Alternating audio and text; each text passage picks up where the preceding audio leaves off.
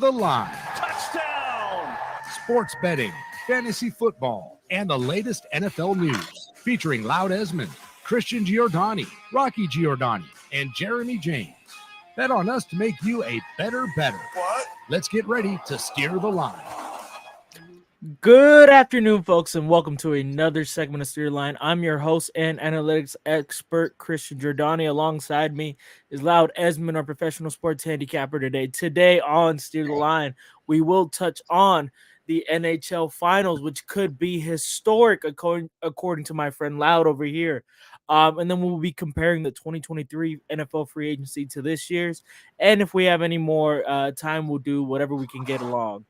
Loud, how are you doing there, my friend? I'm good. Sorry, a little allergy attack there. Yeah, hockey tonight. So for people that don't follow hockey, you think the Edmonton Oilers, and you kind of go, Edmonton Oilers, who are they?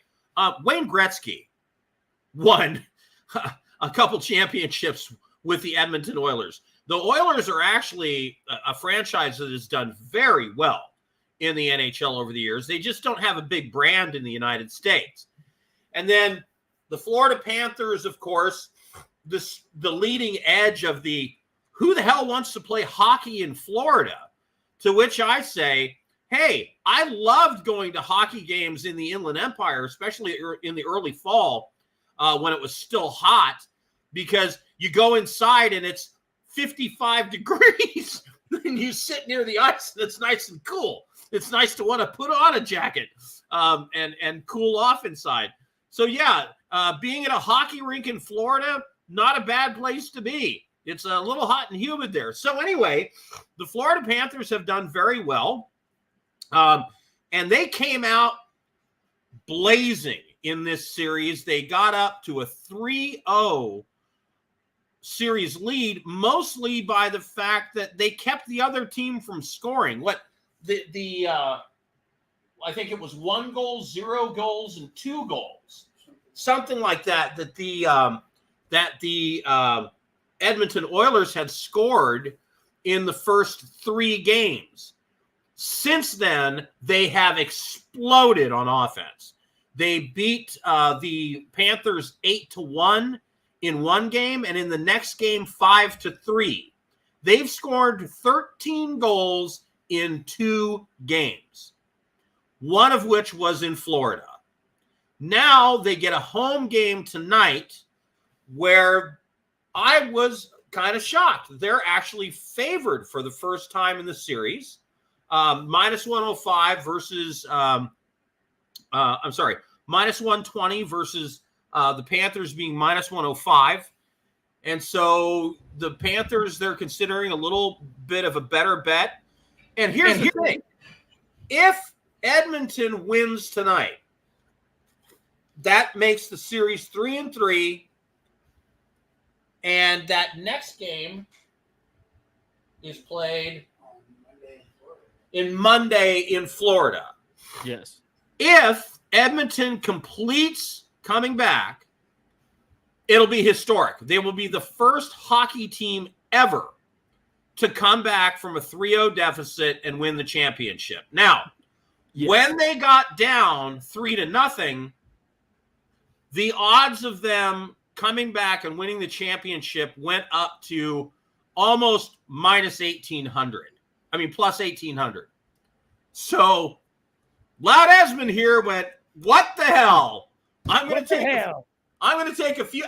I mean, if you're going to give me plus almost 1,800 on something, and Edmonton is a very good hockey team. They didn't fluke in to being in this championship, and they were historically bad in their first 3 games. So I said, why not? I had bet on the Panthers in the first 2. I was up a little bit of money, and I put some of that down on the comeback. If they come back, my bet is going to win me nearly $1,600. Yes. So, and just a slight correction on Loud-Esmond's part, they would be the second team in NHL history. The 1942 Toronto Maple Leafs did come back 3-0, becoming the first team in sports history, and they would be the third team in sports history to come down 3-0, aside from the Red Sox in 2004. I swear that I've been hearing all week that they would be the first one. Maybe it's the first one in modern NHL history. Yeah, it is the first one in modern NHL. I mean, 1942 is like, really? They played on ice ponds. Yeah. Yeah, they were outdoors with tree branches. Yeah, it was in 1942. And no headgear. It was before the modern era. Yes, Yeah. correct. And one NHL final fact, any team that has scored 8 or more goals in a finals match has won the series. And the Oilers obviously did that in game 4. So the numbers and history likes them as well to come back from this. Rocky, you're in the Rika and you're on the show. I'm on the show and I'm happy to be here. So cool to be here with you guys, man. I'm in the Rika, baby. Looks like it might rain for the first time all year. And for those of you that don't know any better, that means he's at his home on the beach in Costa Rica. Yes. Yes. Where many mobsters go to retire. Yes, where everybody goes to. Old actors go to die. And this is where on Friday, Saturday, Sunday, I started to get a little, I'm here almost alone all week. And then the weekend, some tourism's happens. A little bit of people come for the weekend on the beach, but it's all good. Yeah. All right, Lau, I know we talked about this before the show. We want to compare the 2023 free agency frenzy to this year's free agency. I know you have a list from last year's, and I have a list from this year's. Would you like to go first? Yes, I will start with 2023 because I think it's important to have some perspective. I've done my first 4 over-under analysis for teams, and I did the AFC North. So Steelers, Ravens, Browns, and Bengals were the first division that I broke down. You can see those videos for free on Winners and Winers YouTube. I break down all those teams. And it's interesting to see perspective from last year. So last year, according to CBS NFL Sports, they published this list a week before the season started. The number 1 move of any NFL team was what, Rocky, in the offseason last year? Last year, the number 1 you got, you tell me, Lou. Rodgers to the Jets. Rodgers to the Jets. Yeah, that was pretty. And now, Pro Football Focus has him have the Jets rated based on their quarterbacks as 4th in that division. How does that work? Yeah, 4th in the division. Yeah, that's strange. They have Matthew Stafford behind Kyler Murray in the West. Insane. Pro Football Focus rated the teams in each division by their quarterbacks. The Rams were 2nd. The Jets were 4th. So I don't know what to make of that, man. All right, so let's focus on this for a second. Think about that. The week before the season started, the number 1 move in the NFL, according to CBS NFL, was Aaron Rodgers to the Jets. And we all know what happened, right? Yeah. Snap his Achilles on his 4th, 5th snap of the drive and just ruined the Jet series. Yeah. And so, a lot of these big moves, you've got to kind of take with a grain of salt and not get too crazy about it. Now, the second biggest move was what, Christian? Second biggest move. Let's see. Devontae Adams was already a Raider, I believe, at that point. My guy. Oh, Derek Carr to the Saints, of course. Derek Carr to the Saints was the number 2 most important move. Now, I will say this about Derek Carr last year with the Saints. There's a reason they fired the offensive coordinator and focused on shoring up the offensive line and the defensive line. I watched every Saints game last year, and just like with the Raiders, the problem with the Saints was not Derek Carr. The problem with the Saints is the defense couldn't hold a lead late in games. They couldn't get any pressure on the quarterback, and the Saints could not run the ball. The Saints had one of the worst red zone percentages of scoring touchdowns in the NFL. And you know what all the teams that are crappy at scoring in the red zone in the NFL have in common? They can't run the ball. So that's why that move did not turn out to be the big splash, in my opinion, Rocky. Yeah, that was that showed everybody that the Saints really were, people were wondering if they can blow it up or are they trying to win. They were trying to win when they brought Carr in. I'm afraid that now that they've seen that was never going to be enough with all the stuff. I think before the November 5th trade deadline, now that OTAs are over, we have our 53-man rosters in, and nothing's really going to happen now till a couple weeks before that November 5th trade deadline. And I really think the Saints are going to blow it up. I think that everybody's gone. I don't think anybody's safe.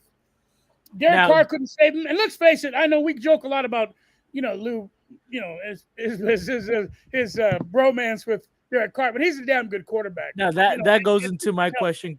That goes into my question coming up right now. Derek Carr is owed $100 million to the Saints guaranteed. If the season's not turning out how they expect, do you cut him? Do you wait for that third year opt out? Here's the thing you're all forgetting. They brought in Clint Kubiak as the new offensive coordinator, which means he's going to get not 1 year, he's going to get 2. They're going to give Kubiak 2 years because you bring in a whole new offensive scheme. Yeah, it will take a minute to adjust. It's going to take a minute. Now, if they go 4-13, yeah, Dennis Allen's gone. They blow the whole thing up.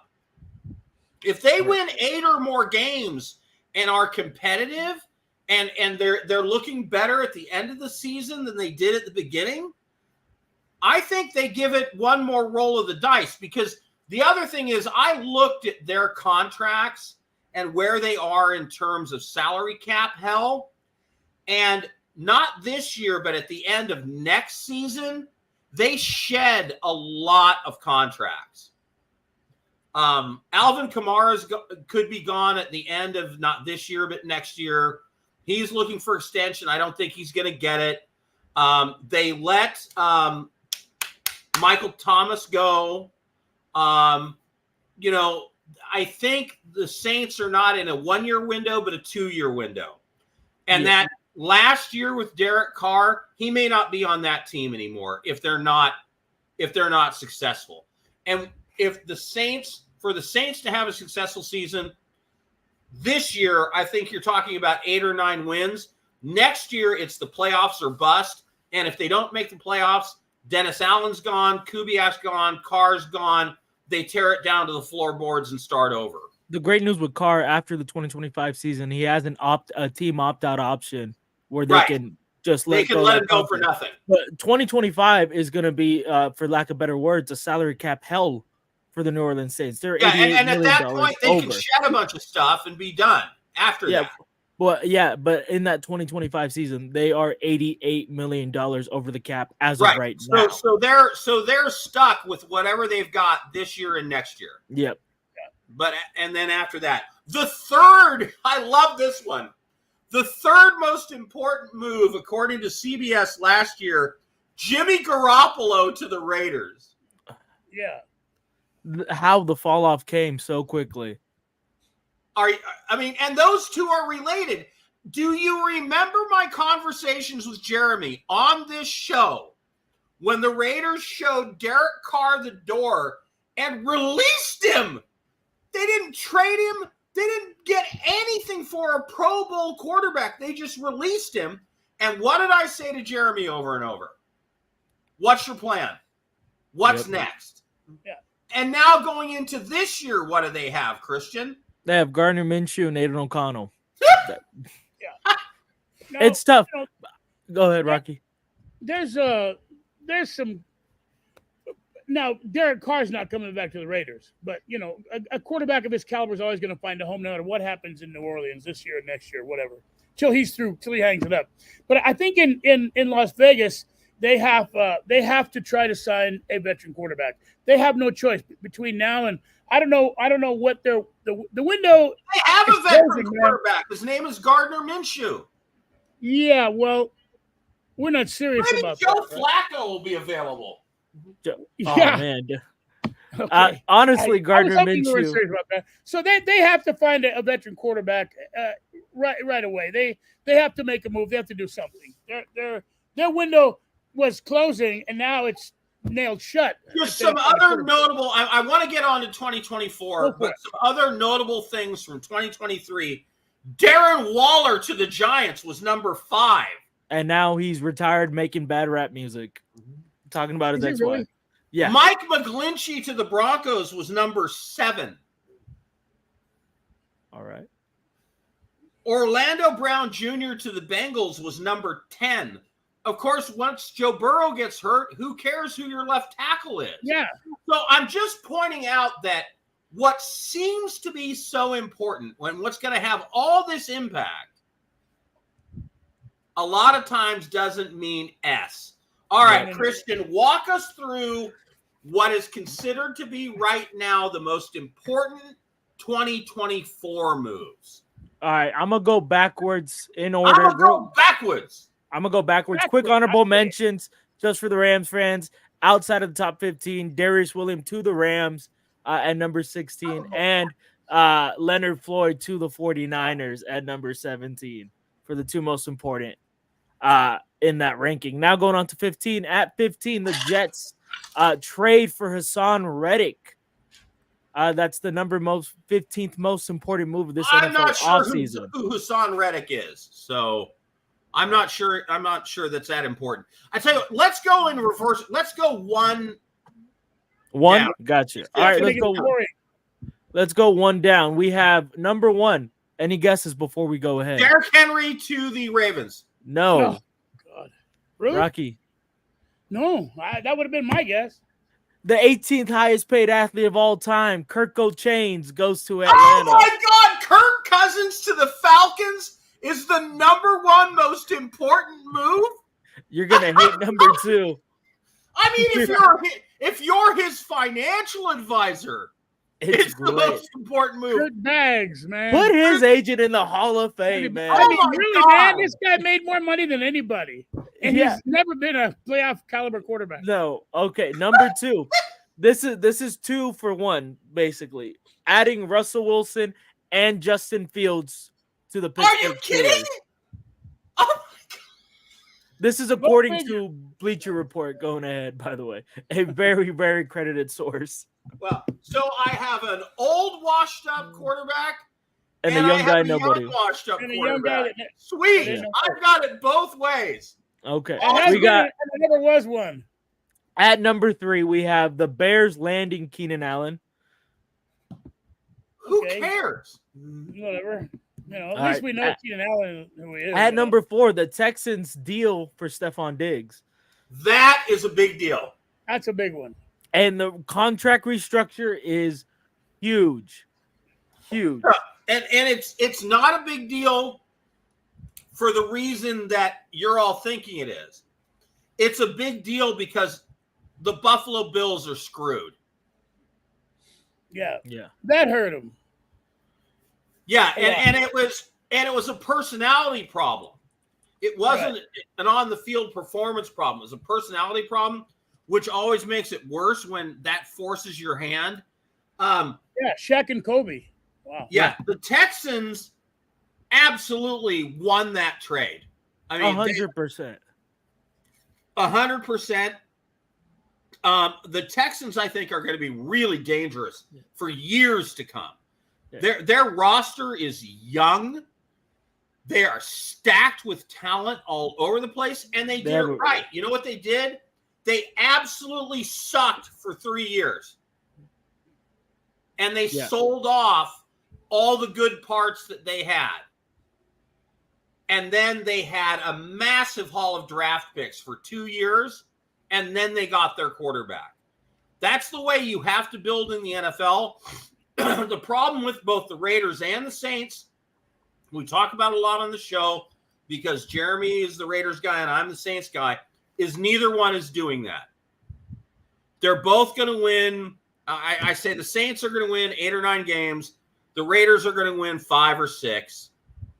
And it's not bad enough to be at the top of the draft. It's not good enough to be competitive and make anybody care. Yep. All right, moving forward, we have at number 5, the Ravens bring in Derrick Henry. Okay. To me, that's the biggest move of the offseason. Rocky? No doubt. He's still a king, man. I don't care.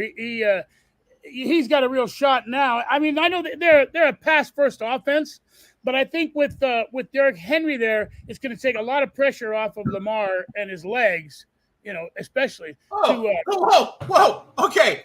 Does anybody remember the Ravens playoff game besides me?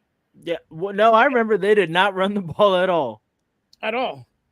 No, they didn't run the ball at all, and they pass like they were trying to prove Huggy Bear was like a pocket quarterback. Yeah. And they forgot to run the ball at all. And you know why I think Harbaugh brought in Derrick Henry? So he can go to his offensive coordinator and say, run the damn ball. Now you got no excuse not to run the ball. King Henry.